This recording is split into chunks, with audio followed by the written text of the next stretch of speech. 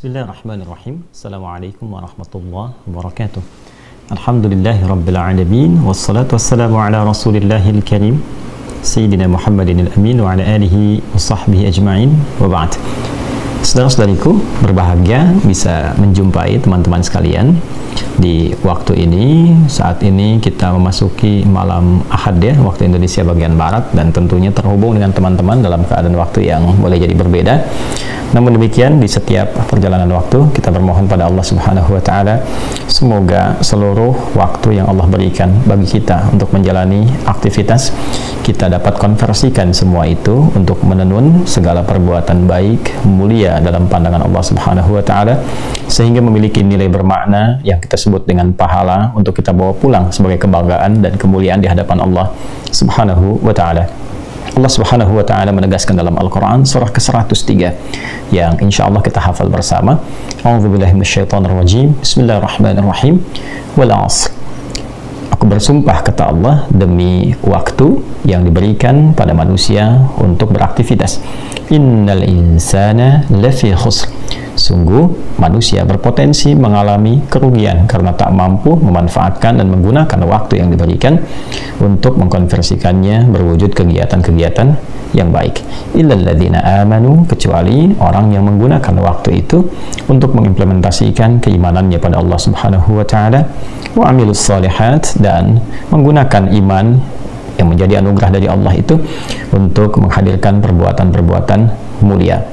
Karena itu, mudah-mudahan kita bisa hidup sampai dengan saat ini dengan beriman pada Allah, dan semoga diberikan taufik oleh Allah untuk mengkonversikan segala keimanan kita yang kuat itu dalam bentuk amal-amal soleh yang dicintai oleh Allah Subhanahu wa ta'ala. Wa tawasaw bil haqq wa tawasaw bis sabr. Untuk itulah kemudian kita mencoba saling mengingatkan dalam kebaikan, kebenaran yang diridhoi oleh Allah Subhanahu wa taala, dan sabar menjalani itu semua karena tidak mudah menjalani nilai-nilai kebenaran dalam berkehidupan dari ujung kepala sampai dengan ujung kaki. Di antara sekian aktivitas yang mungkin kita bisa rencanakan untuk membentuk kegiatan yang baik, yang mulia, yang dicintai oleh Allah Subhanahu wa taala adalah kegiatan yang berlangsung di kehidupan rumah tangga. Dan dari kehidupan rumah tangga itu sebagai madrasah pertama, tentu akan sangat berdampak bagi kehidupan bermasyarakat, berbangsa, bernegara, dan bergaul dengan lingkungan bahkan yang lebih luas secara global, terutama di era kekinian yang seluruh konektivitasnya tersambung dengan sangat cepat dan mudah untuk diakses. Untuk itu, mari kita membahas di pertemuan kali ini dengan bahasan yang singkat dan padat bagaimana Al-Quran dan Sunnah Rasulullah SAW memberikan pedoman kepada kita untuk menata kehidupan berkeluarga sebagai peran apapun yang Allah berikan dan amanahkan kepada kita semua. Untuk itu, di pertemuan kali ini kita akan cepat saja menggambarkan beberapa hal-hal penting dalam kehidupan rumah tangga sejak awal dibina, tentu sebagai persiapan bagi teman-teman yang belum menikah. Pun demikian, setelah itu kita akan dapati peran-peran berkehidupan dalam rumah tangga, baik sebagai anak, kemudian suami, istri, atau juga menjadi orang tua, dan turunan-turunan lainnya. Baik, mari kita mulai teman-teman dengan Quran surah ke-30 Ar-Rum di ayat yang ke-21. Ya, teman-teman boleh ambil mushaf atau juga perangkat yang tersambung dengan bahasan kita. Saya hari ini membersamai kitab Tafsir Tanwirul Miqbas min Tafsir Ibn Abbas radhiyallahu ta'ala anhuma. Tafsir yang sangat singkat, padat, dan memikat, yang tersambung sanadnya kepada sahabat mulia Abdullah bin Abbas radhiyallahu ta'ala anhuma, sosok yang didoakan oleh Nabi SAW untuk paham tentang berbagai persoalan agama dan juga memahami makna terdalam dari tuntunan-tuntunan syariat Islam, khususnya yang terkait dengan keterangan-keterangan firman Allah Subhanahu wa taala dalam Al-Quran. Langsung saja teman-teman, Quran surah ke-30 Ar-Rum di ayat ke-21. A'udzubillahi minasyaitonirrajim. Bismillahirrahmanirrahim. Kita bacakan bersama. Wa min ayatihi an khalaqa lakum min anfusikum azwaja litaskunu ilaiha wa ja'ala bainakum mawaddatan wa rahmah. Inna fi dzalika laayatil liqaumin yatafakkarun. Subhanallahul azim. Dan tentunya ayat ini termasuk ayat yang sangat viral ya, terutama dalam prosesi menjelang pernikahan, bahkan sering saya mendapatkan undangan, ya Masya Allah, dan di undangan itu dituliskan ya surah ke-30 Ar-Rum ayat 21 ini.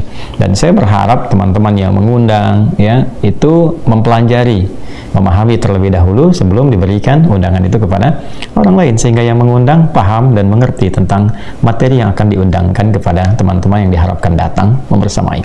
Dan materi kali ini boleh jadi juga akan membersamai sebagai bekal yang singkat dan padat bagi teman-teman yang akan melangsungkan pernikahan atau telah berada dalam kehidupan berumah tangga. Baik, kita mulai dengan yang pertama. Bismillahirrahmanirrahim. Teman-teman sekalian, di sini kita dapati Allah Subhanahu wa taala berfirman, "Wa min ayatihi an khalaqa lakum min anfusikum azwaja." Dan di antara tanda yang mendekatkan seorang hamba kepada Allah Subhanahu wa taala. Baik, di sini Ibnu Abbas radhiyallahu taala anhuma memberikan satu penafsiran yang sangat luar biasa dan menyampaikan, "Wa min ayatihi yakni min alamati wahdaniyatihi wa qudratihi ta'ala." Dan di antara tanda-tanda keesaan Allah Subhanahu wa taala, keagungan Allah Subhanahu wa taala yang menjadikan kita lebih mengenal, menuhankan dan dekat dengan Allah Subhanahu wa taala. Baik, sedikit dulu sebelum kita masuk kepada inti bahasan, kita belajar dari segi kebahasaan dulu. Ya, karena bahasa itu penting secara filologis untuk mengetahui kedalaman satu makna. Jadi tak mungkin kita mengerti, memahami informasi dari manapun bila tidak mengetahui bahasanya. Kan orang yang ingin mengetahui tentang misalnya segala yang terkait dengan Cina misalnya, maka dia belajar bahasa Cina. Ya, segala yang terkait dengan Jepang dia belajar bahasa Jepang. Di masa-masa lalu ada bahasa Sanskerta. Ya, teman-teman para sejarawan kan mempelajari itu untuk mengerti bahasanya sampai ke hieroglif yang masa-masa lampau ya. Nah, tentunya orang yang ingin mengetahui tentang isi Al-Quran, memahaminya, memaknai kedalaman maknanya dan mengamalkan isinya, tidak akan mungkin bisa diraih kecuali mendalami, mengerti, memahami tentang tata bahasanya. Baik teman-teman, di sini ada ayat dan bentuknya jama' wa min, kan? Oke. Ayatihi. Oke, wa min ayatihi. Dan termasuk atau diantara minnya atau bi'id ya, jadi Allah menjadikan banyak hal dibentangkan di kehidupan ini, baik daratan, lautan, bahkan di semesta ini secara umumnya, untuk memberikan tanda-tanda keagungan, keesaan, kebertuhanan kita kepadanya yang mendekatkan kita dengan Allah Subhanahu wa taala. Dan di antara tanda itu ya, dan di antara tanda itu, nah tanda di sini menggunakan kata ayat, bentuknya jama'. Ini bentuk jama' dari tunggalnya ayatun, ya, ayat. Nah, kalau yang begini, ini bentuk tunggal, mufrad, singular. Yang ini jama'. Ini seringkali diartikan dengan tanda, ya, tanda kebesaran, ya, tanda keagungan. Baik. Ada beberapa kata dalam bahasa Arab yang menunjuk kepada tanda. Contoh, kita ambil kata alamat misalnya, alamah. Nah, sudah diserap ke dalam bahasa Indonesia bahkan dengan namanya, dengan ejaannya alamat. Alamat itu dari bahasa Arab. Dan banyak kata-kata dalam bahasa Indonesia terambil dari bahasa Arab dengan pemaknaan dan kedalamannya tentunya. Jika disebutkan alamat, ini pada umumnya, sekali lagi, pada umumnya menunjuk kepada tanda yang mendekatkan kepada tujuan. Itu ya, tujuan. Sudah? Atau membedakan satu entitas, satu benda, satu dengan yang lainnya. Membedakan, ya, satu entitas, satu benda, satu dengan yang lainnya. Makna yang pertama, mendekatkan pada tujuan, ini sudah sesuai, sinkron dengan pemaknaan dalam bahasa Indonesia yang kita praktikkan dalam sehari-hari. Di mana alamat Kuantum Akhyar Institute, kan? Orang yang mengetahui alamatnya, maka dia lebih cepat sampai, lebih dekat ke tujuan. Demikian, orang yang tidak mengetahui alamatnya, tidak mudah sampai ke tujuan. Demikian, bila ada hewan tertentu dalam bahasa Arab misalnya, kan? Untuk dibedakan antara milik si fulan dengan si fulan, maka diberikan tanda di hewan itu. ya, entah dengan tinta tertentu, tanda tertentu, itu disebut dengan alam namanya, ya kan? Alam, baik, atau alamat. Kemudian juga dari sini muncul kata alam, ya, seakar, asal katanya kan dari alima, kan, yang diketahui, yang membedakan satu dengan yang lainnya. Asal katanya dari ain, lam, kemudian mim. Dari situ ada kata alam, jamaknya alamin, ya, jamaknya alamin. Di Quran surah ke-1 Al-Fatihah ayat kedua, alhamdulillahi rabbil alamin, kan? Nah, alam kenapa disebut alam, kan? Salah satunya adalah karena ada kekhususan, kan, pada alam itu yang menandakan ia berbeda secara entitas dengan alam-alam yang lainnya. Jelas ya?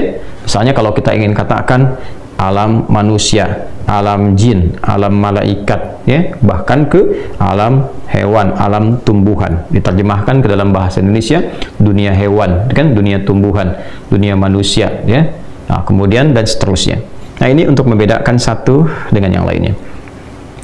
Tapi kalau kita ingin jadikan di setiap tempat ini, tanda ini, ada hal-hal yang mengharuskan kita lebih mengenal penciptanya, yang mendekatkan kita dengan penciptanya, dengan Allah Subhanahu wa Ta'ala. Maka dalam bahasa Arab katanya berubah dari kata alamat menjadi ayat ke sini, ya. Yang semula alam, tandanya alamah, ini jamaknya alamin. Allah mengatur semua alam, menguasai semuanya, diberikan tanda membedakan satu dengan yang lainnya, mendekatkan kepada tujuan tertentu. Tapi kalau kita ingin jadikan semua ini sebagai tanda yang mengenalkan kita dengan penciptanya, dengan Allah Subhanahu wa Ta'ala, sekaligus mendekatkan kita kepada Allah, maka dirubah kalimatnya menjadi ayat. Katanya berubah menjadi apa? Ayat. Baik, ya? Nah, karena itulah ketika ada orang yang ingin meriset misalnya segala yang di langit, segala yang di bumi, pergantian siang dan malam, maka berubah katanya menjadi ayat.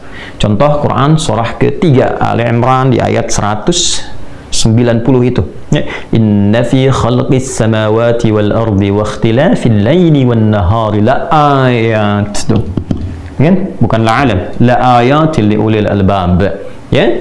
Baik, sungguh dalam penciptaan langit dan bumi itu dan pergantian siang dan malam yang bisa engkau riset, ya kan? Engkau gali, engkau perhatikan, engkau amati, engkau temukan hakikatnya, terdapat tanda-tanda yang bisa mengenalkan engkau dengan penciptanya, dengan Allah, ya kan? Kalau engkau memang mau mencari inti sesuatu, esensi dalam berkehidupan. Jadi puncak tertinggi pengetahuan itu ketika mengenal pencipta yang membuat pengetahuan dan objek pengetahuan itu. Intinya ke situ. Ya, kalau cuma menganalisis, ya semua punya kemampuan menganalisis. Tapi yang terhebat itu ketika analisisnya yang paling tajam, menemukan siapa yang menciptakan nih, siapa yang membuat ini. Itu yang tertinggi. Dan itu esensinya. Dalam bahasa Arab, esensi inti sesuatu disebut dengan lub namanya. Jamaknya disebut dengan albab. Ya, orang yang pintar, yang menemukan esensi sesuatu dari segala hal disebut dengan ulul albab. Ya, makanya ulul albab itu sifatnya apa? Ya, suka meriset, merenungkan, berkontemplasi untuk menemukan sesuatu, hakikat sesuatu, ya kan? Kemudian setelah itu dia menemukan pencipta, kan intinya pada penciptanya, ya. Kalau cuman pada luarnya saja ya semua bisa melakukannya, tapi kalau pada inti sesuatu sampai siapa yang bisa membuat ini, nah itu yang paling hebat. Ya, karena itu ayatnya diteruskan kan, alladzina yadhkuruna Allaha qiyaman wa qu'udan wa 'ala junubihim wa yatafakkaruna fi khalqis samawati wal ard. Mereka meriset, merenungkan, melihat, meriset, bukan hanya menghitung. Ya, ini akan sekian, rasi bintangnya sekian, perputarannya sekian, melahirkan angka-angka sekian, sekian, sekian, menentukan kemudian tanggal-tanggal tertentu. Jauh di balik itu, dia merenungkan siapa yang mampu menciptakan seperti ini, sehingga membuat tanda-tanda kehidupan, memberikan jalan-jalan bagi kita untuk mengenal penanggalan dan seterusnya. Kan? Wa yatafakkaruna fi khalqis samawati wal ard. Rabbana ma khalaqta hadza batila. Itu puncaknya. Ya, subhanaka faqina adzabannar. Ini Rabb, ujungnya mengenal Allah. Secara singkat, tanda yang mampu mengenalkan kita, mendekatkan kita kepada Allah disebut dengan apa? Ayat. Nah, untuk itu Al-Quran seluruhnya disebut dengan ayat. Al-Fatihah 7 ayat, kan? Al-Baqarah 286 ayat, Ali Imran 200 ayat. Kenapa disebut ayat? Karena setiap kali kita berinteraksi dengan Al-Quran, keadaan kita merasa lebih dekat dengan Allah. Itu yang dimaksud Quran surah ke-8 Al-Anfal di ayat yang kedua. Innamal mu'minuna alladzina idza dzukirallahu wajilat qulubuhum wa idza tuliyat 'alaihim ayatuhu zadatuhum imana wa 'ala rabbihim yatawakkalun.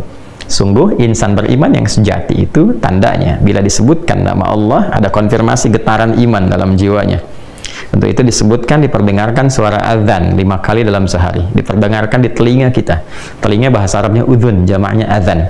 Diperdengarkan 5 kali dalam pergantian waktu setiap hari, dari mulai bangun tidur ke siang ke sore, menjelang malam sampai ke malam.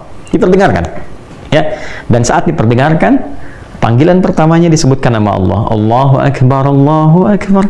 Nah, kalau sudah ada iman, itu akan mengonfirmasi, sudah azan nih, ada konfirmasi, ya. Puncaknya apa? Wa idza tuliyat 'alaihim ayatuhu, dan bila dibacakan kepadanya ayat-ayat Allah, disebutnya ayat, zadathum imana, bertambah keimanannya. Poinnya, wa 'ala rabbihim yatawakkalun, dan dia menjadi lebih dekat hubungannya dengan Allah, semakin kenal, semakin dekat. Tuh. Itulah ayat. Nah, di antara tanda-tanda yang menjadikan seorang hamba lebih dekat dengan Allah, membangun kedekatan dengan Allah, mengenal Allah, menuhankan Allah, mengagungkannya, beribadah kepadanya, menariknya itu membuka ayat rumah tangga, ayat pernikahan.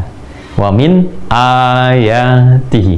Jadi bukan hanya Allah letakkan di semesta saja, langit, bumi, lautan, ya, daratannya dan seterusnya, namun di semua aspek kehidupan kita Allah berikan tanda-tanda keagungan, keesaan Allah, ya, yang dengan tanda itu kita dapat lebih mengenal Allah Subhanahu wa taala. Maka di antara tanda keagungan, kebesaran yang menuntut kita untuk lebih kenal dan dekat dengan Allah adalah babnya pernikahan, kehidupan rumah tangga.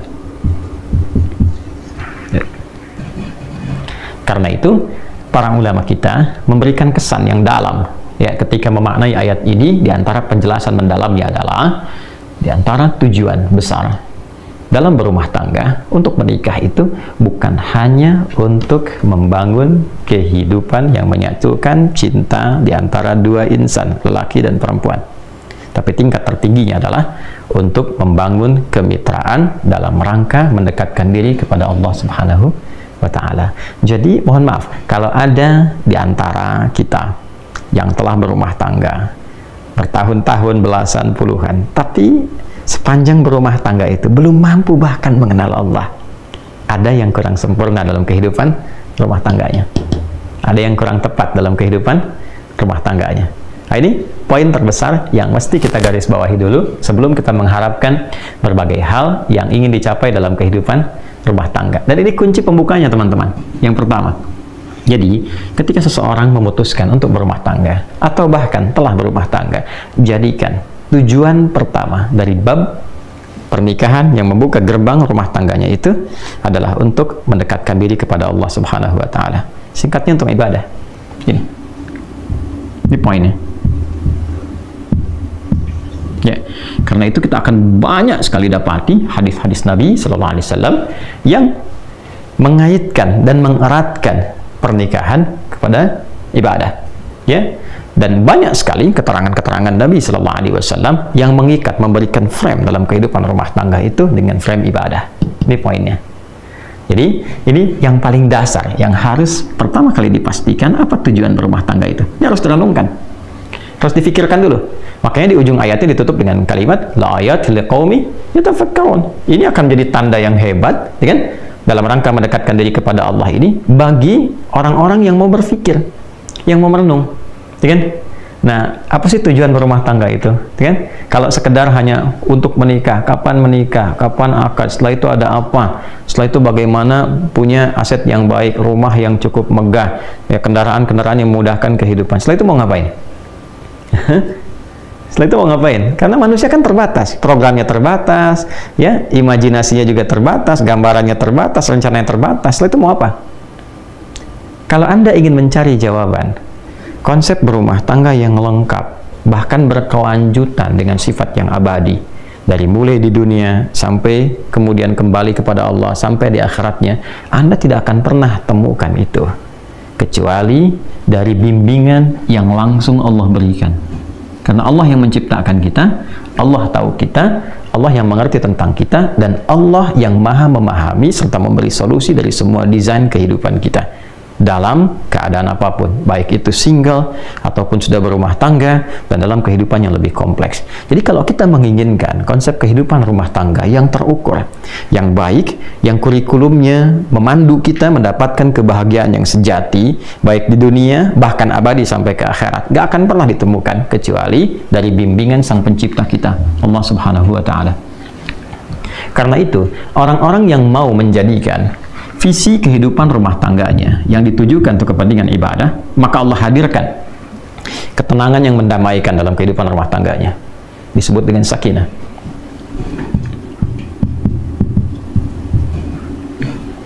Dua, limpahan materi yang memberikan kenyamanan dalam kehidupan rumah tangga. Cinta dalam bentuk wujud materi, diberikan kecukupan materi yang melapangkan dia beraktivitas dalam kehidupan rumah tangganya, disebut dengan mawaddah. Nih, mawaddah. Kemudian ditanamkan dalam jiwa setiap pasangan itu rasa kasih mendalam yang mengikat keduanya dalam kerukunan dan kebaikan.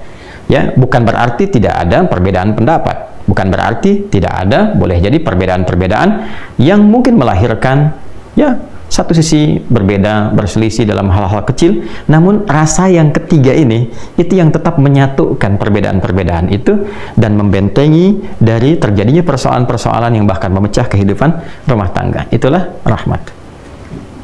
Rahmat. Ini dia. Ini poinnya. Ya. Jadi kalau kita satukan ayat ini, bila ditujukan pada ibadah, maka ini kunci dari 3 pintu besar yang isinya adalah sakinah, mawaddah, dan rahmah. Karena itulah ketiga ini yang sering kita singkat dari kata pembukanya menjadi samara, sa, ma, ra, kan? Itu dibuka dengan kata ayat. Kapan samara itu muncul? Setelah ayat. Wa min ayatihi, itu dulu kan? An khalaqalakum min anfusikum azwaja. Ya, itu pernikahannya, dipasangkannya itu. Ya, untuk apa? Untuk menaati Allah dengan visi ibadah. Setelah itu apa? Litaskunu ilaiha. Baru sakinah datang. Wa ja'ala bainakum mawaddah. Baru mawaddah dimudahkan. Wa rahmah, rahmah ditanamkan. Ya, inna fi dzalika laayatil liqaumi yatafakkarun. Yaitu kalau Anda mau merenungkan, berpikir yang dalam dulu. Dalami dulu nih, kan? Yang menciptakan kita siapa, yang tahu tentang kita siapa, yang mengerti ya dan maha memberikan solusi tentang persoalan kehidupan kita siapa, yang mengetahui apa yang terjadi besok siapa, yang mengetahui berketurunan atau tidak berketurunan siapa. Kan kita mengembalikan semua pada Allah. Kalau tahu semua dari Allah, bahkan kita menyimpulkan bahkan samara pun milik Allah. Ya, bahasa gampangnya kan secara logika sederhana ya. Kalau sudah tahu punya Allah, maka dekati pemiliknya. Bagaimana pemiliknya meminta kita untuk menjalankan kehidupan rumah tangga sesuai dengan pedoman yang Dia berikan. Maka renungkan itu. Ya, la ayatil qaumi yatafakkarun. Renungkan, tafakkur sampai menemukan kedalamannya. Kalau kita sudah mengerti, sudah memahami, oh iya, begini seharusnya. Maka dengan itu kemudian baru kita turunkan babnya. Baik, teman-teman. Ini ada yang menarik ya, kalau kita mau gali lebih dalam lagi. Contoh misalnya, saya keluarkan satu bab ya, sakinah. Sakinah itu sering diartikan dengan ketenangan, tenang. Ya. Padahal bukan tenang biasa. Tenang itu bahasa Arabnya, setidaknya itu ada beberapa kata. Yang paling populer tuh gini. Satu, sakinah. Ya, sakinah. Yang kedua, tuma'ninah. Tuma'ninah. Ya. Ada sakinah, ada tuma'ninah. Saya mau bicara tentang tuma'ninah dulu. Ya. Asalnya dari itma'anna yatma'indu. Tuma'ninah ini ketenangan yang dilahirkan dari ibadah. Jadi kalau seseorang telah menunaikan atau sedang bahkan menunaikan ibadah dan merasakan ketenangan dalam hatinya saat sedang beribadah atau telah beribadah, itu disebut dengan tuma'ninah namanya. Ya, bukankah Anda ketika sudah sholat merasakan ketenangan? Dan latihannya disebut tumanina, ruku. Kata Nabi, hatta tatma'inna raqi'ah. Atau kama qala Rasulullah SAW. Ruku Anda, jangan dulu bangun sampai merasakan ketenangan dalam ruku. Tenang gitu. Kan? Itu tumanina namanya. Makanya kalau orang sholatnya itu merasakan kenikmatan, benar caranya. Begitu ruku itu dia baca doa, tenang ke hatinya. Darah mengalir dengan enak, baru dia yang tidal. Ya kan? Hatta ta'tadila qa'imah, sampai tegak. Lalu sujud, hatta tatma'inna sajidah, sampai engkau merasakan ketenangan dalam sujud. Nah, ini tumanina namanya. Dan ketenangan itu hadirnya dalam apa? Jiwa, dalam nafas kan? Nah, nanti kalau sudah terbawa dari praktek sholat itu, dari seringnya baca Quran, hadir ketenangan pada jiwa. Nah, jiwa yang terus mendapatkan suntikan ketenangan, tenang lagi, maka dia punya sifat tenang nantinya. Nah, kalau sudah jadi sifat yang mengikat kepemilikan, maka berubah dari tumaninah jadi mutmainnah namanya. An-nafsul mutmainnah. Ini yang menjadikan dia saat pulang pun kepada Allah merasa tenang. Ya, karena ada ketenangan di dunia, kedekatan dengan Allah, pulang pun tenang. Maka dipanggillah dia dengan keadaan pemilik jiwa itu. Ya ayyatuhan nafsul mutmainnah. Quran surah ke-89 ayat 27 itu. Ya. Nah, berbeda dengan sakinah. Kalau sakinah, ya, itu artinya ketenangan yang dilahirkan setelah tuntasnya persoalan dilalui. Ya. Baik. Ada mahasiswa atau pelajar ujian, ya. Ujian kan belum tenang ya. Ya, makanya disebut minggu tenang itu kadang-kadang kurang tepat dalam konteks di kita ya. Yang kurang tepat itu sebenarnya bukan sistemnya, muridnya. Harusnya kan sebelum masa itu, di waktu-waktu belajar dia belajar. Cuman kadang-kadang saat belajar main, ya, saat harusnya tenang, sudah menguasai di minggu-minggu tenang, apa yang dia lakukan? Dia belajar gitu kan. Baik, dari situ kemudian tidak sesuai dengan apa yang kadang-kadang ingin diharapkan. Tapi tidak masalah, kita kembalikan. Bukankah saat ujian itu merasakan tegang, kadang gelisah, ya? Tapi setelah selesai ujiannya, ada ketenangan yang dirasakan. Alhamdulillah selesai gitu kan. Nah, itu ketenangan yang dihasilkan setelah melalui satu persoalan. Itu disebut dengan sakinah namanya. Jelas? Baik. Saya lukiskan lagi. Orang Arab mengatakan begini. Sakanatu syajaratu idza dhahabatir rih. Atau sakanatu safinatu idza dhahabatil amwaj. Ranting pohon itu menjadi tenang ketika angin yang menerpanya itu telah pergi. Atau mereka mengatakan kapal itu menjadi tenang ketika ombak yang menerpanya itu telah pergi dan airnya kembali tenang.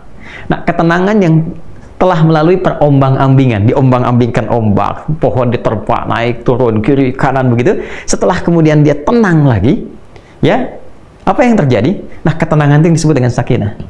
Dan biasanya kapal yang banyak diuji dengan gelombang, bahkan gelombang besar, dan dia melewati itu menjadikan kapalnya kualitasnya lebih kuat, ya, lebih mudah menghadapi persoalan-persoalan atau bahkan gelombang-gelombang kecil setelahnya. Semakin besar, yang kecil lewat.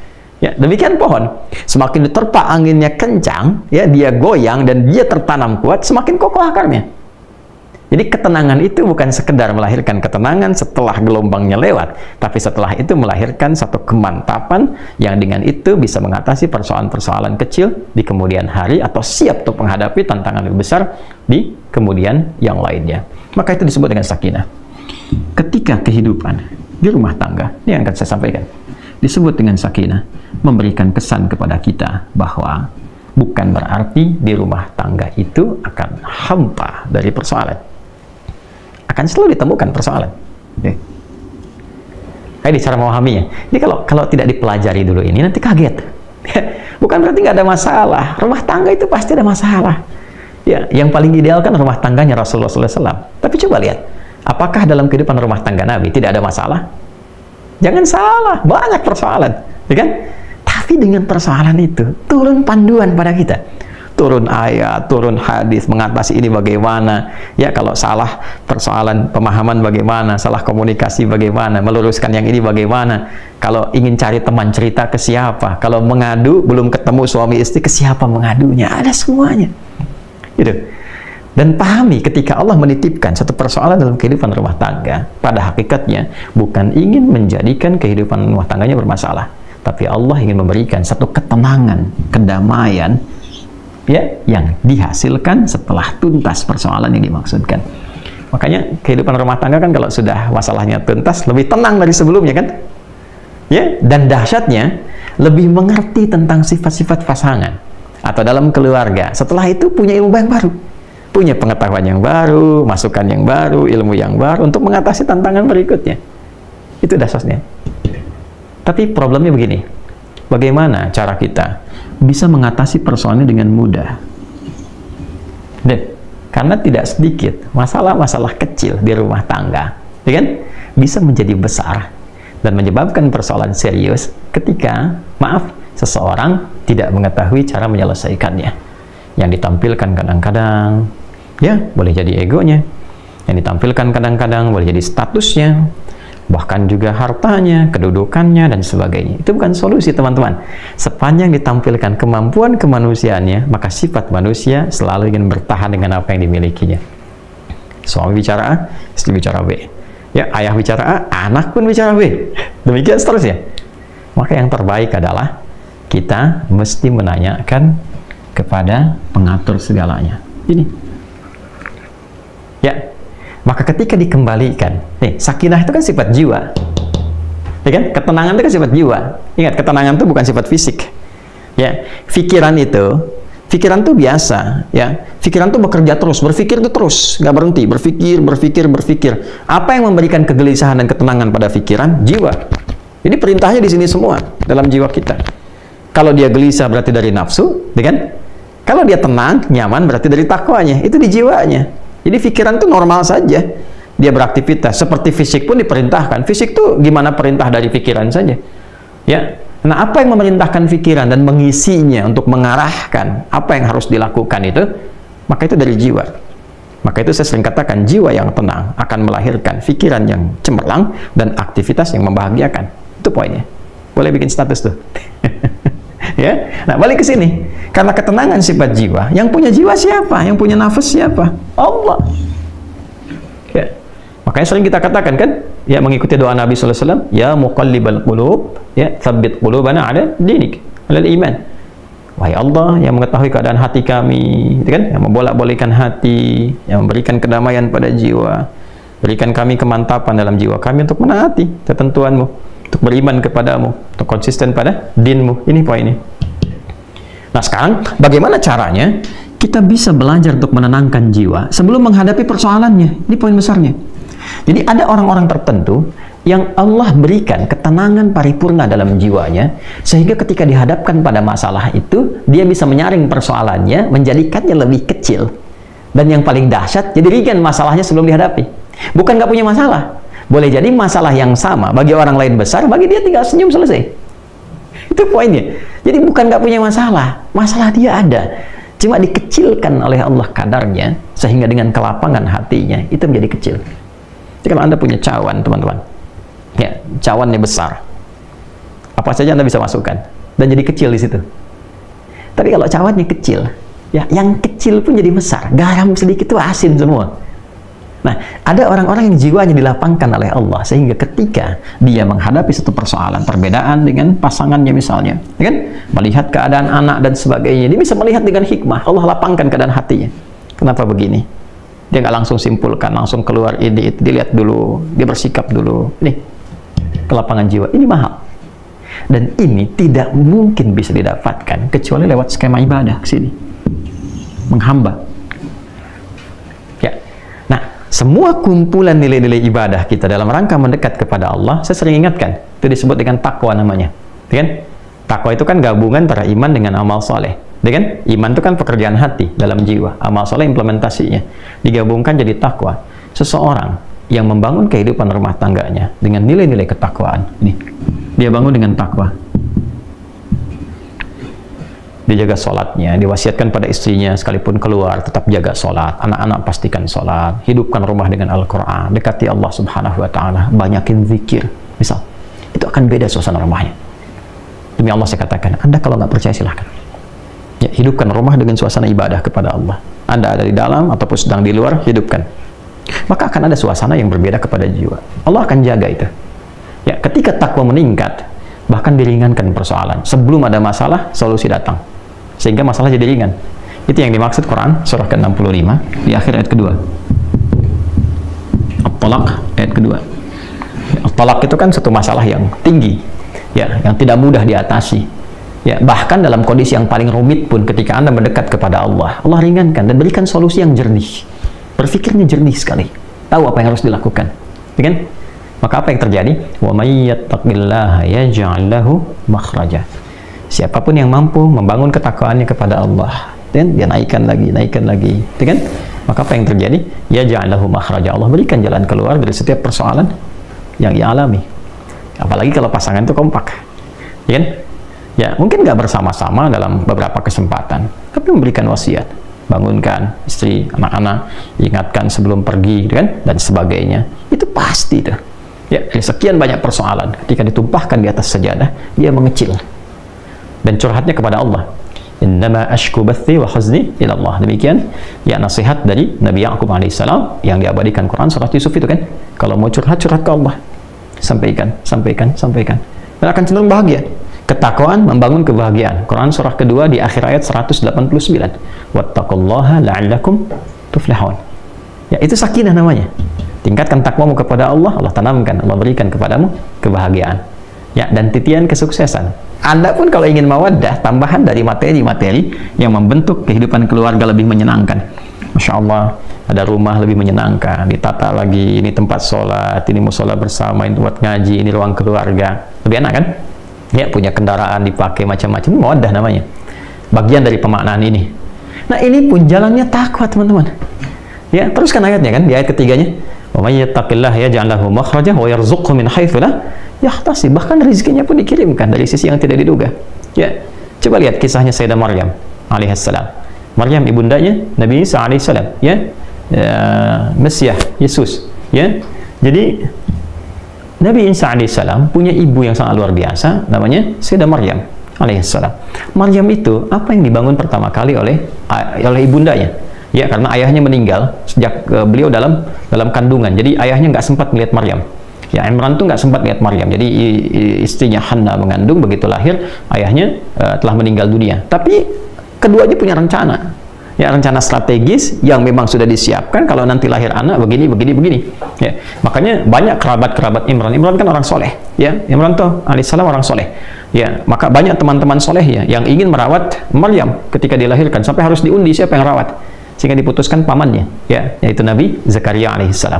Nah, yang pertama dibangun oleh ibundanya apa? Nilai ketakwaan. Ini. Apa yang terjadi? Ibunya menyiapkan perangkat-perangkat bagi anak yang mendekatkan dia dengan Allah. Dibuatkan mihrab, carikan guru yang saleh, dirawat baik-baik, diberikan rezeki yang baik. Ketika dari kecil disiapkan itu semua, apa jawaban Allah? Quran surah ketiga, Al-Imran ayat 37. Quran surah 3 ayat 37. Fataqabbalaha rabbuha biqabulin hasanin wa ambataha nabatan hasana. Maka Allah menerima semua ikhtiar dari Hannah itu, bahkan dari kedua orang tua sebelumnya, diterima semuanya dengan penerimaan terbaik. Dan ketika Allah terima, dijamin semua titian kehidupannya, rizkinya, ketenangannya, kebaikannya, kedamaiannya, dan segala kemuliaan yang melekat kepadanya. Walaupun yang merawat secara ikhtiar Nabi Zakaria. Kullama dakhala 'alaiha Zakaria al-mihraba wajada 'indaha rizqa. Qala ya Maryam anna laki hadha? Qalat huwa min 'indillah. Innallaha yarzuqu man yasha' bighairi hisab. Setiap kali pamannya mengantarkan kebutuhan Maryam sudah ada. Tuh, min haitsu la yahtasib. Ya, dan nyaris semua persoalan itu ditepikan oleh Allah sehingga dia fokus tuh ibadah untuk mendekat kepada Allah. Masya Allah. Dan semua dipenuhi oleh Allah. Sampai bertanya dari mana semua ini? Ya, karena dekat dengan Allah. Jawabannya apa?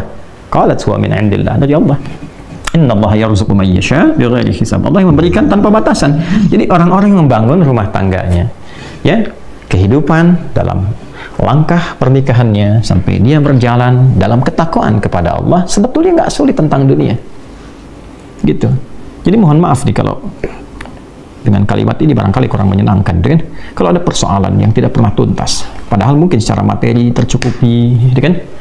Masya Allah, kedudukan tinggi, tapi nggak tuntas nih. Boleh jadi yang dibutuhkan tuh bukan harta, bukan tingginya kedudukan Anda, yang dibutuhkan ketakwaan Anda kepada Allah. Itu saja. Ya, menyadari bahwa pernikahan ini adalah bagian dari amanat Allah Subhanahu wa taala. Rumah tangga ini amanat, setiap amanat dipertanggungjawabkan di hadapan Allah Subhanahu wa taala. Dan kalau mengerti berumah tangga itu adalah ibadah, maka kita akan jaga cara kita beribadah kepada Allah. Anda kan kalau sholat Anda jaga rukun dan syaratnya kan. Nah, rumah tangga itu ada rukun dan syaratnya. Ya, kan waktu mau nikah kan ada rukunnya, ada akad itu kan, syaratnya juga ada kan. Hah?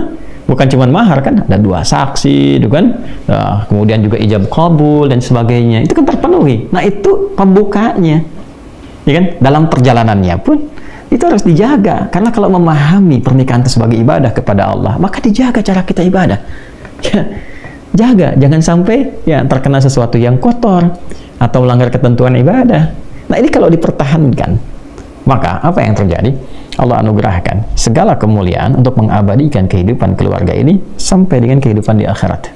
Ya, kalau kita baca Quran surah ke-52 misalnya At-Tur ayat 21, Allah tegaskan di situ, walladzina amanu wattaba'athum dzurriyyatuhum biimanin alhaqna bihim dzurriyyatahum wama alatnahum min 'amalihim min syai' kullu imrin bima kasaba rahin.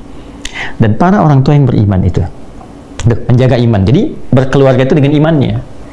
Ya, bukan cuma dengan hartanya. Kalau dengan harta ya banyak bisa begitu. Dengan berkeluarga itu dengan imannya. Lalu iman diimplementasikan dalam bentuk amal saleh. Amal saleh suami kepada istri dalam bersikap, fa'ashiruhunna bil ma'ruf, surah keempat ayat 19. Demikian sebaliknya dengan anak-anak dan sebaliknya. Maka apa yang terjadi? Kalau orang tua mampu begitu, diwarisi oleh anak demikian, diniatkan karena imannya, maka mereka akan dipertemukan kembali di satu tempat di surga. Alhaqna bihim dzurriyyatahum, satu keluarga besar. Wa ma alatnahum min amalihim min syai', dan semua kegiatan berkeluarga itu dinilai langsung oleh Allah untuk mewujudkan pertemuan itu karena dilakukan dengan iman, maka jadi ibadah. Kullu imrin bima kasaba rahin, tapi itu pilihan. Kalau Anda merasa itu hanya untuk melakukan kegiatan duniawi saja, hubungan seksual saja, ya mencari materi saja, itu pilihan Anda. Silahkan saja, itu pilihan Anda. Tapi pada saatnya sadari kata Allah, Anda akan pulang, Anda akan meninggal. Makanya patut bertanya, setelah meninggalkan dunia ini ketemu lagi nggak? Ya kan? Ya, satu masuk ke alam kubur, ya itu saja kan sudah nggak ada aksesnya, ya kan? Untuk bertemu kembali, paling dizarahi balik lagi dan sebagainya. Nanti di akhirat ketemu lagi nggak? Itu poinnya.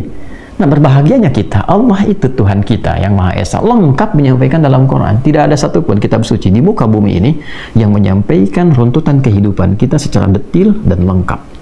Dan itu diminta bahkan oleh Allah langsung. Silahkan riset, silahkan pelajari dari kedalamannya, kebahasaannya, ya dari logikanya, dari runtutannya, silahkan. Dan tidak ada satupun yang sempurna Al-Quran, karena ini firman Allah.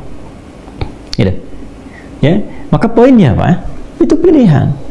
Tapi kalau Anda memang berpikir dan ingin mengabadikan ketenangan duniawi ini untuk mendapatkan kemuliaan akhirat, maka niatkan sebagai ibadah.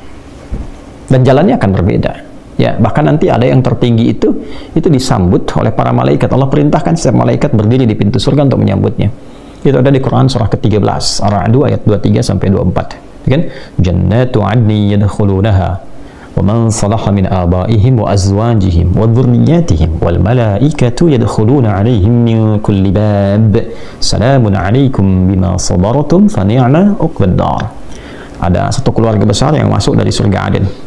Satu keluarga. Ya, ada suami dan istrinya, ya, bahkan ayah ibunya, suami istri, ayah ibu, dan keturunan ke bawahnya anak cucu. Keluarga besar masuk, masya Allah. Ya, saat masuk itu Allah perintahkan pada malaikat berbaris di pintu surga, sambut mereka dan selamati. Maka malaikat menyelamati mereka dengan kalimat salamun alaikum bima sabartum. Selamat ya, Anda sabar dalam menjalani kehidupan di dunia.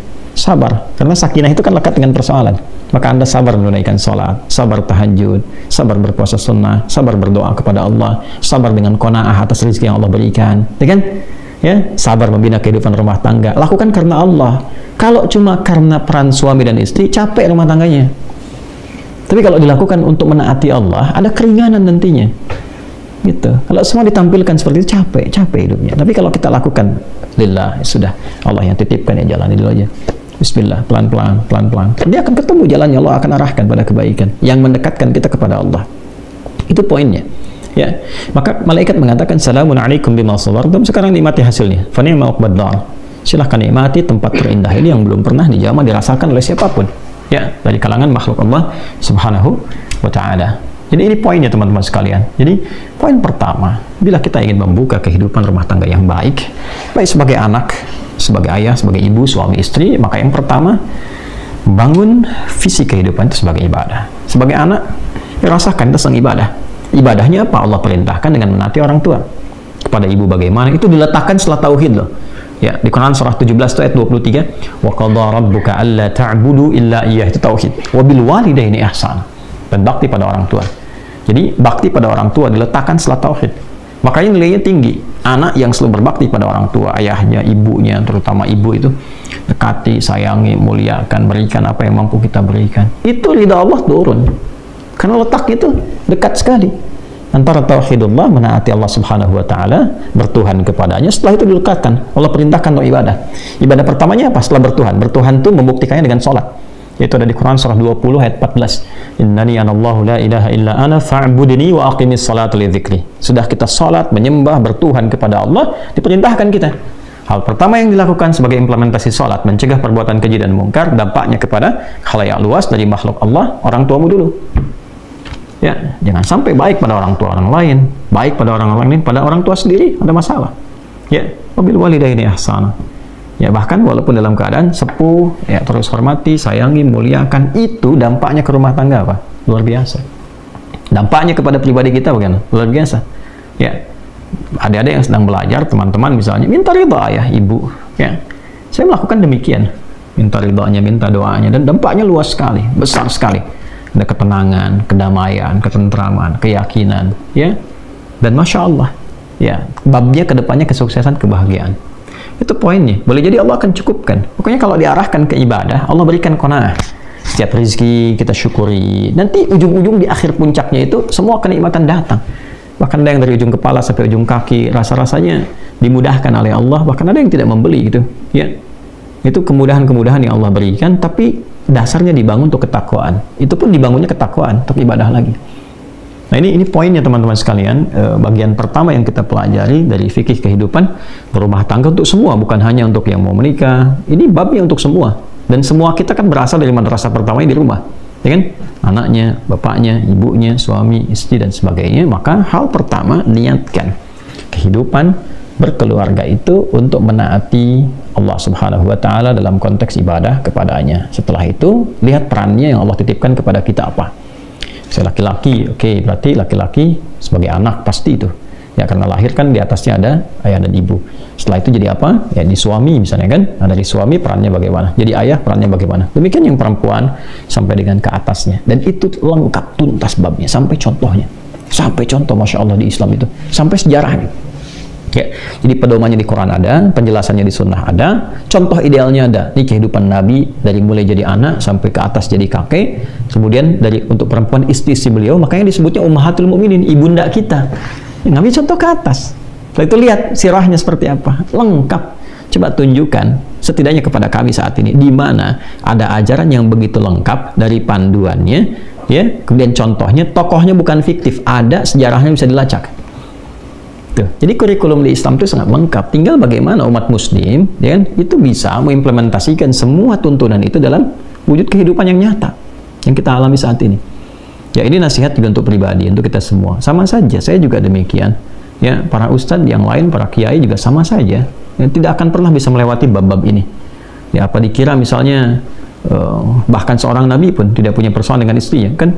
Ya, bahkan kalau tarik ke atas, ya tarik ke atas lagi. Era-eranya misalnya bahkan jauh ke Nabi Nuh alaihissalam. Dan persoalan pertama ketika Nabi Adam diciptakan kan dengan pasangan, ya, di tempat latihan di surga itu kan dengan pasangan juga. Nah, itu pasti akan turun ke bawahnya. Ya, babnya banyak sekali, kalau kita teruskan lagi banyak sekali. Ada suaminya sukses, setan datang lewat suami, mental datang ke istri, hati-hati. Ya, kadang-kadang ya untuk korupsi misalnya yang era-era kekinian, dorongannya bukan berarti dari pekerja yang laki-lakinya saja, mungkin masuknya lewat ibunya, lewat istrinya, bisa jadi lewat anak, ngasih hadiahnya ke anak, ya, ke suami mental, masuknya lewat dapur istri, dan sebagainya. Hal-hal demikian tuh. Nah, karena itu pesannya apa? Quran surah ke-66 ayat ke-6, ya ayyuhalladzina amanu, hei semua anggota keluarga, qu anfusakum wa ahlikum nara, jaga dirimu dan jaga keluargamu dari ancaman neraka. Jangan sampai di dunia merasakan seakan nikmat, di akhirat terancam. Kan dunia sementara. Ya, kan sudah paham betul itu, kita itu meninggal. sadarilah. Ini kan malam nih waktu Indonesia ya, bagian barat. Coba sebelum tidur renungkan, kan mau meninggal. Terus setelah itu mau apa? Lalu tarik balik, apa yang selama ini dilakukan? Yang dikumpul-kumpul itu buat apa sih? Ya kan? Buat apa? Semua capaian yang mau diharapkan itu. Islam tuh elegan sekali. Capaian itu baru punya nilai setelah berwujud amal soleh. Itu kedudukan tuh, teman-teman yang di militer bintangnya 1, 2, 3, 4, kan? Bahkan ada yang 5 untuk yang besar, kan? Itu pun terbatas sekali. Baik, 1, 2, 3, 4, apa yang mau dicapai dengan itu semua? 1, 2, 3, dan 4, semua bintang itu baru punya nilai di hadapan Allah kalau kebijakan-kebijakan yang dihasilkan dari kedudukan itu bernilai maslahat. Dan bagi orang Islam diniatkan ibadah. Apa yang bisa dilakukan dengan kebanggaan itu dihisab loh. Dihisab. Beri contoh yang baik, legasi yang baik, kedisiplinan, kesabaran, ketaatan, lakukan pengabdian karena ibadah kepada Allah, jaga negara dengan baik, gitu kan? Tegakkan keadilan, kebenaran, kejujuran, dan seterusnya. Kan? Dan itu ada iman. Sabta Marga di TNI itu kan ada 7 Sabta Marga tuh. Yang ketiga itu apa? Kami Ksatria Indonesia yang beriman kepada Tuhan Yang Maha Esa, menegakkan kebenaran, kejujuran, dan keadilan. Ya, baru tentara yang keempatnya. Pertama kan warga negara dulu tuh. Kami warga negara Indonesia yang bersendikan Pancasila. Lalu patriot. Lalu Ksatria yang ketiga tuh. Ya kan? Nah, setelah Ksatria itu disebut Ksatria kalau beriman. Ya, jadi kalau sudah punya kedudukan harusnya makin tinggi imannya. Bukan makin rendah. Ya, kalau dapat bintang nggak sholat, ya, nggak soleh, itu nggak keren namanya, nggak keren. Ya, justru semakin tinggi, Sabta Marganya kan meningkat iman pada Tuhan Yang Maha Esa, makin tinggi, makin kuat sholatnya, makin bagus kebijakannya, ya kan? Bagi yang Muslim ya, bagi yang Muslim, yang lain kan punya konsep sendiri. Ya demikian pejabat juga begitu, makin tinggi jabatan, harusnya makin baik. Pendidik juga begitu, jangan salah loh. Ya, ustadz, ulama, termasuk juga, ya itu kan sudah paham betul, nggak diamalkan, dicela oleh Allah ya, seperti orang yang tidak menggunakan akalnya. Afala ta'qilun atamuruna an-nasa bil birri wa tansawna anfusakum wa antum tatluna al-kitab afala ta'qilun. Kamu ngerti Al-Qur'an, ngerti hadis, itu kan, pandai menasihati orang, bahkan perintahkan orang, kamu sendiri nggak kerjakan, itu kan? Nah, apa kamu nggak berakal, kata Allah? Ya. Nah, tapi kalau kita tarik ke atasnya, pendidik yang umumnya, ingat undang-undang kita di Sisiknas itu, ya, nomor 20 tahun 2003, bahkan dari mulai menimbang tuh poin yang B itu, ya, Undang-Undang Dasar 1145 mengamanatkan kepada pemerintah untuk mengusahakan satu sistem pendidikan yang meningkatkan keimanan dan ketakwaan pada Tuhan Yang Maha Esa serta akhlak mulia. Tuh. Jadi harusnya apa? Harusnya semakin orang pintar, dia semakin beriman, semakin bertakwa, dan semakin berakhlak. Ya. Jadi kalau jadi dosen makin pintar itu, makin meningkat imannya, makin baik perilakunya. Dia mengajarkan pada muridnya bukan hanya dengan ilmunya, tapi praktek akhlaknya, kemuliaan, kebaikan. Ya, hati-hati kalau ada dosen ngajarin ke muridnya untuk setoran tertentu, bahkan mohon maaf hal-hal yang sangat memalukan sekali. Ya, muridnya diberikan syarat kalau mau berkencan atau berhubungan yang terlarang dan sebagainya, atau dipraktekkan di tempat lain. Nauzubillah min dzalik, ya. Atau terjebak korupsi. Itu bukan akhlak mulia. Ya, diukur keilmuan itu bahkan dengan undang-undang kita, dengan keimanan, ketakwaan tuh, dan akhlak mulia. Kalau itu jadi ukuran yang benar kita praktekkan dalam kehidupan, Allahu Akbar, makmur negeri ini. Makmur. Ya, pejabatnya, kemudian juga pengusahanya. Ya, pengusaha itu penting. Ya, karena stabilitas ekonomi itu kan bagian dari ya sesuatu yang menjadikan satu negara itu bisa tegak, bisa baik kondisinya. Itu spirit di surat Al-Quraisy. Ya. Di ila fi Quraisy ila fihim rihlat asy-syita'i was-sayf falyabudu rabb hadzal bait. Itu sisi spiritual. Kalau ulamanya ada, jaga ulama yang baik-baik, yang benar ya, ulama yang benar, yang baik, yang saleh, yang jadi paku negara itu. Nah, itu diperlukan. Ya, kalau ada yang seperti itu dijaga. Karena nanti di saat kesulitan, kerumitan tertentu, ini yang paling berpengaruh. Ya, ada perbedaan, pertikaian macam-macam. Ulama bicara tenang lagi, mundur semua. Itu stabilitas. Ya, allazi at'amahu min ju', jaga jangan sampai masyarakat lapar. Stabilitas ekonomi. Kalau lapar, bergerak, gelisah, apa saja bisa muncul.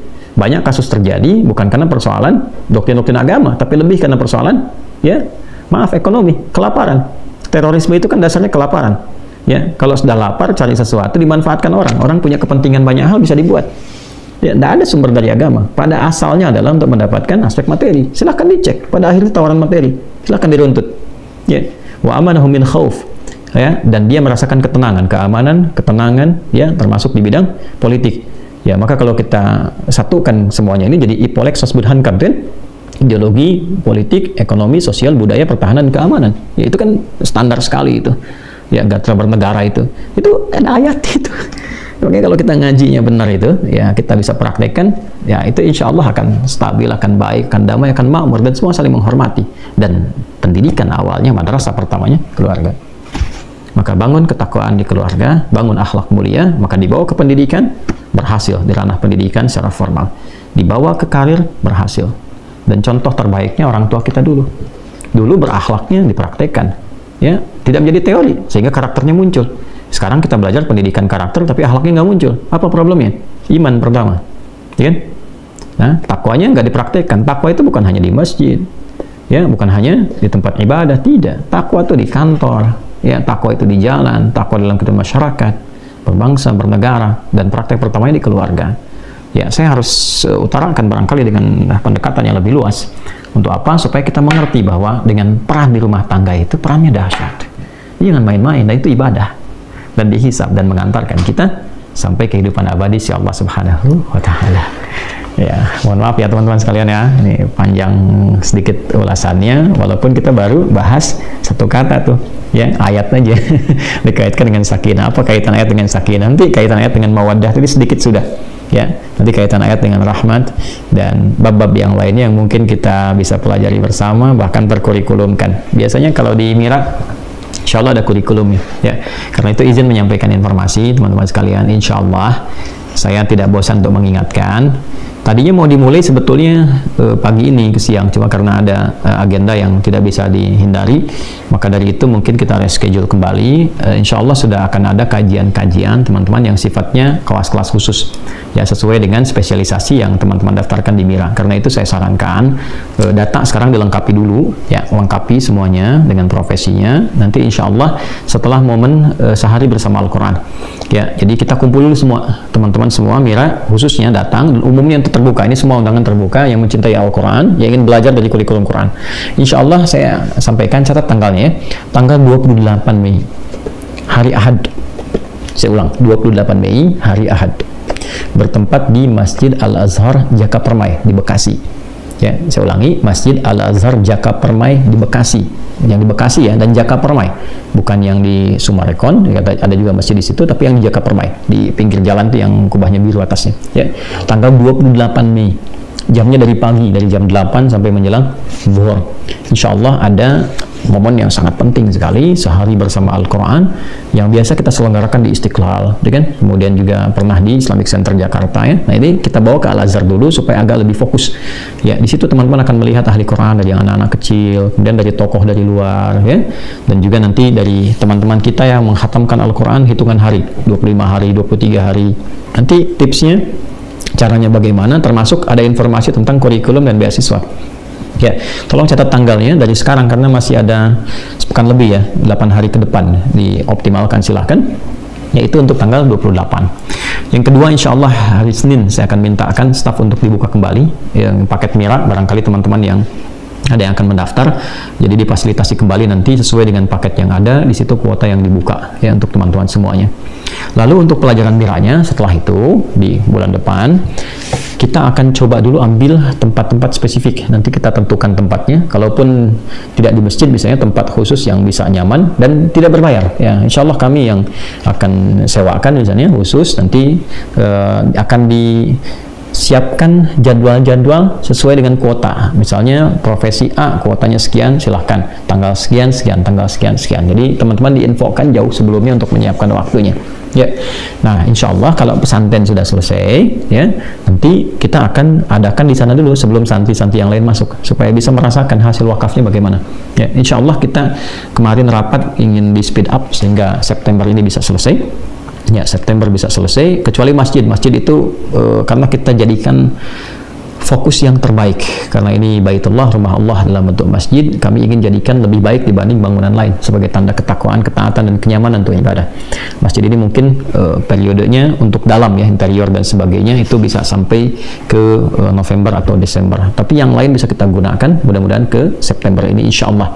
Ya, masih ada peluang teman-teman untuk berwakaf, untuk menyempurnakan ini ya.